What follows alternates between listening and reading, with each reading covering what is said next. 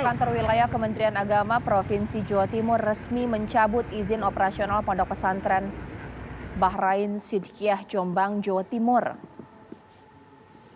Pencabutan izin pondok pesantren didasari kasus dugaan pencabulan yang dilakukan oleh Beki. Pihak pesantren juga dinilai menghalangi proses hukum terhadap tersangka.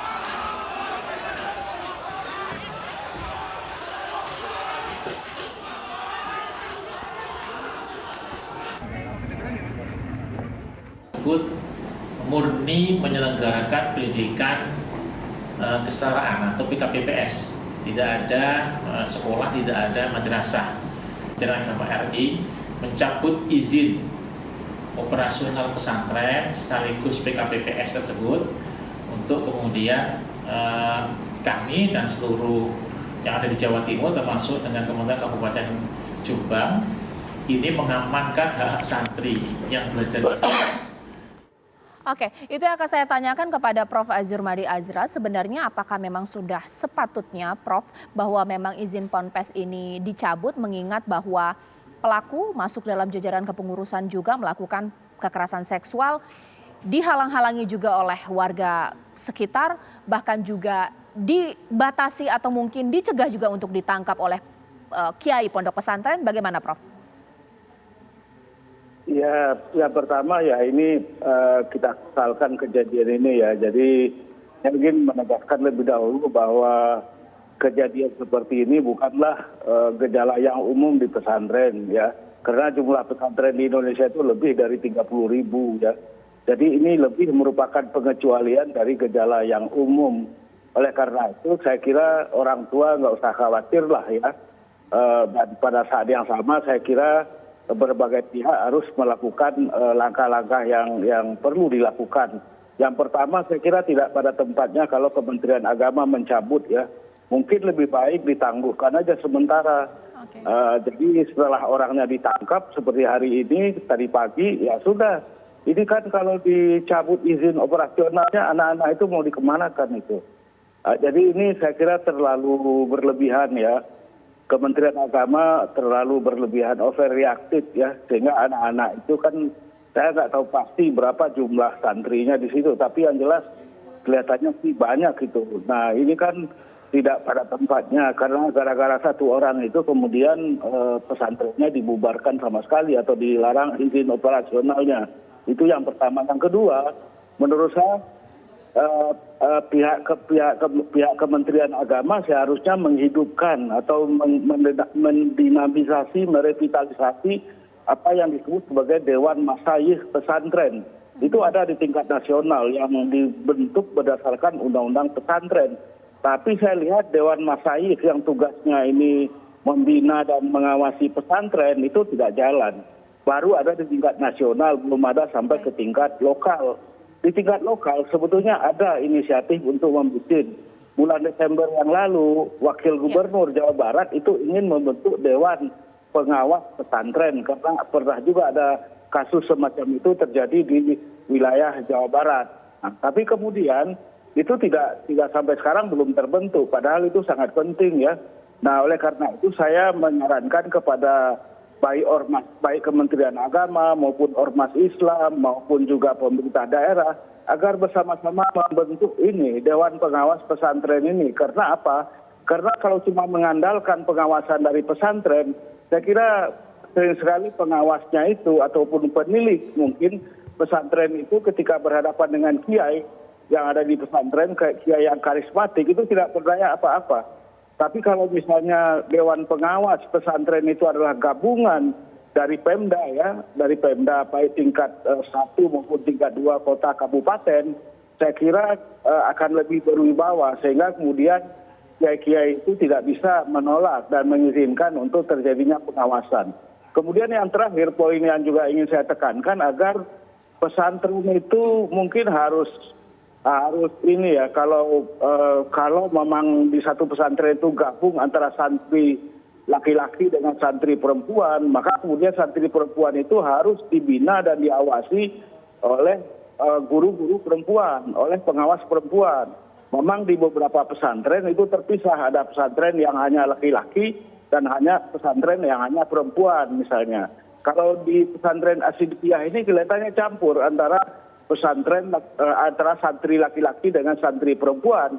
Nah, kalau terjadi hal seperti itu yang disebut dengan dalam dunia pendidikan sebagai sistem co-education, di mana santri laki-laki dengan santri perempuan itu ada di satu lembaga pendidikan yang satu, maka kemudian saya kira harus memang terpisah pengawasannya. Guru-gurunya juga jangan misalnya bisa memiliki akses yang sangat besar, sangat luas kepada katakanlah para santri perempuan gitu, sehingga dengan demikian terjadilah penyimpangan-penyimpangan seperti itu. Jadi intinya saya ingin menekankan bahwa semua pihak ini harus turun tangan segera memperkuat pengawasan terhadap pesantren sesuai dengan undang-undang dan sesuai juga dengan keinginan pemerintah daerah ya, supaya tidak terjadi ekses-ekses hal-hal yang seperti ini gitu. Baik, mungkin saya ditahan dulu Prof, saya tanya kepada Bang Jasra Putra di sini sebenarnya apakah karena memang seperti ini faktanya bahwa ada celah-celah yang dimanfaatkan oleh oknum yang cabul tadi untuk melakukan kekerasan seksual karena mungkin di pesantren semuanya tertutup, mereka juga tidak terlalu banyak berinteraksi dengan keluarga karena tidak bawa handphone, akhirnya mereka dibungkam. Seperti apa? Iya Mbak Caca, kita akhir-akhir ini kan dipertontonkan dengan di mana pelaku kekerasan seksual anak ini adalah tokoh publik, pendiri pesantren, dan di Banyuwangi itu adalah ex anggota DPRD yang memiliki pesantren gitu ya. Yang saya kira di mana pelaku ini adalah yang memiliki relasi yang kuat terkait melakukan tindakan kejahatan seksual pada anak. Nah, yang kedua memang data kekerasan anak ini sesuai dengan judul diskusi kita adalah fenomena gunung es. Ini tentu harus kita lihat apa yang disampaikan oleh Prof tadi bahwa pesantren ada sekitar 30.000, ya tentu data besar ini harus kita lihat lebih jauh gitu ya. Di mana bagaimana misalnya sistem perlindungan anak yang ada di sana. Saya udah baca undang-undang pesantren itu memang lebih pada penekanan manajemen kelembagaan gitu.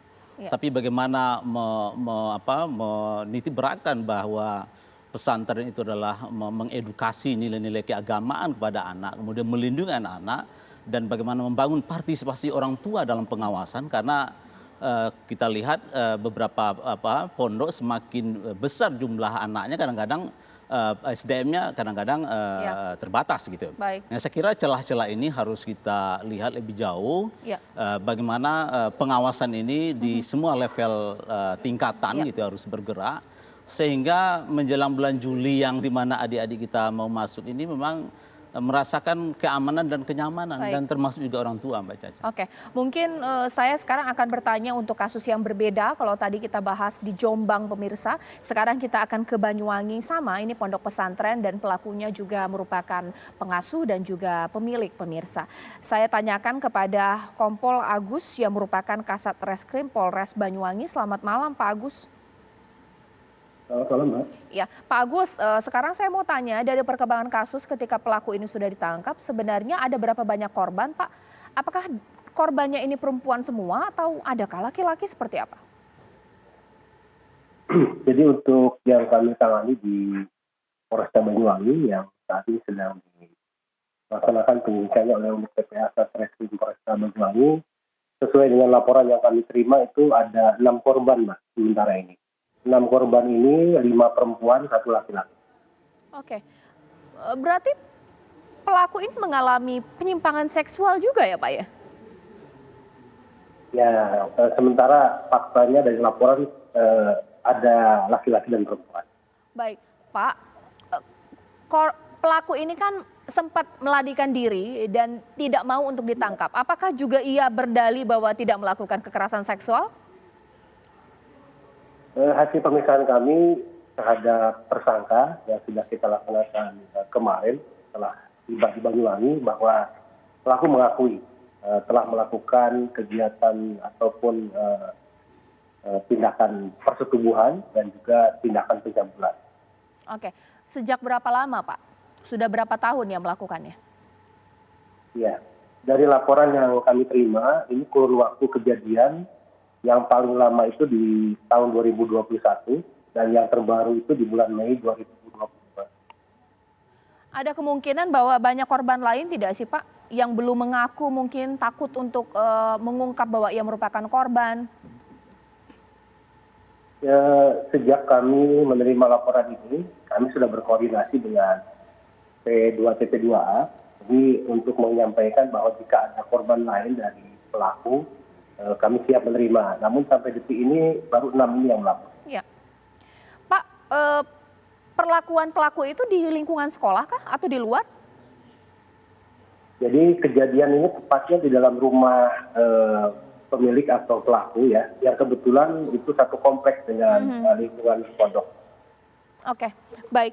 Ditahan dulu Pak Agus, mungkin sekarang saya kembali kepada Pak Nahar. Pak Nahar, ini seperti apa ya? Kok miris sekali bahwa ternyata di institusi pendidikan justru para perempuan bahkan juga anak, bahkan juga ada anak laki-laki tidak mendapatkan keamanan, Pak. Justru dia dimangsa oleh pimpinan guru di sana, pengasuh di sana, seperti apa? Iya, yang di lingkungan satuan pendidikan sebetulnya Permendikbud 82 2015 sudah memberikan rambu-rambu ya tentang bagaimana misalnya di lingkungan itu harus ramah memastikan bahwa di lingkungan itu juga terhindar dari hal-hal yang tindakan kekerasan. Ya. Nah, ketika berada di dalam, tentu kita akan sedikit kesulitan melakukan kontrol kalau seandainya di tempat belajar anak-anak itu misalnya terbatas pengasuhnya atau gurunya gitu ya, atau pengelola pendidikannya. Beberapa kasus misalnya di Banyuwangi, lalu kemudian terakhir misalnya di Beji Depok gitu ya. Ruang-ruang kosong itu dimanfaatkan. Jadi modus misalnya yang dilakukan itu banyak cara, misalnya melakukan tes kesehatan ya, tes keperawanan, lalu kemudian dengan tipu daya tertentu dengan meyakinkan bahwa ini adalah bagian dari proses belajar mengajar, lalu kemudian diyakinkan sampai akhirnya tujuan dari pelaku itu tercapai. Nah, ketika pelaku tercapai, maka tadi ada yang tidak bisa lolos, sehingga nanti mengarah ke bahwa anak ini menjadi korban persetubuhan, tapi juga ada yang lolos, artinya lolos itu bebas dari tindakan persetubuhan. Nah, inilah kemudian maka beberapa kasus kita dorong agar juga unsur pidana ini relevan dengan sanksi yang bisa diberikan, sehingga tadi ketika di dalam tempat pendidikan lalu pengasuh yang melakukan, maka Undang-Undang 17 2016 itu sudah menegaskan ada pemberatan. Lalu kemudian juga orang-orang yang harusnya memberikan perlindungan lalu kemudian melakukan itu, inilah yang kemudian menjadi penting untuk dilakukan sebuah tindakan yang tegas, sehingga kita berharap bahwa ketika ada kejadian seperti itu menjadi proses pembelajaran bagi yang lain untuk tidak melakukan, karena ancaman hukumannya berat. Nah, dengan demikian maka memang mekanisme pengawasan itu harus terus diperbaiki.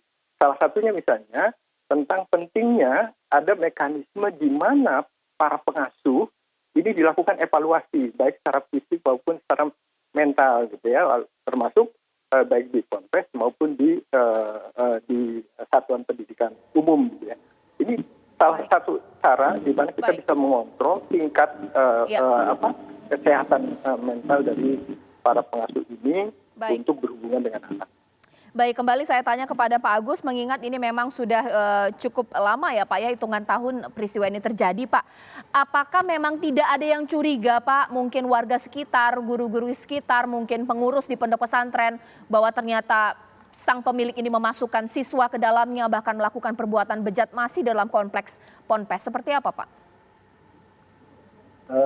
Jadi dari keterangan korban yang sudah kami terima, ini kejadiannya di luar jam sekolah dan pada saat situasi pondok memang sepi, dan kemudian modusnya itu korban ini dipanggil melalui hubungan telepon untuk datang ke pondok dengan tujuan seolah-olah atau berdalih untuk membicarakan sesuatu tentang pendidikan. Namun ternyata di sela-sela pembicaraan kemudian ada aksi tersebut. Baik.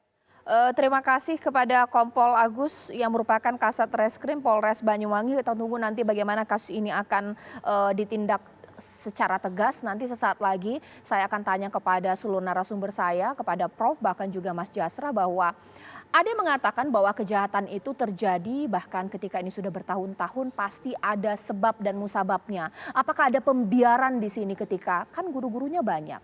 Banyak sekali entitas-entitas di pondok pesantren yang harusnya mencurigai kasus ini, bahkan bisa mencegah bahwa jatuhnya banyak korban ketika ada predator di dalamnya. Sesaat lagi di Apa Kabar Indonesia Malam.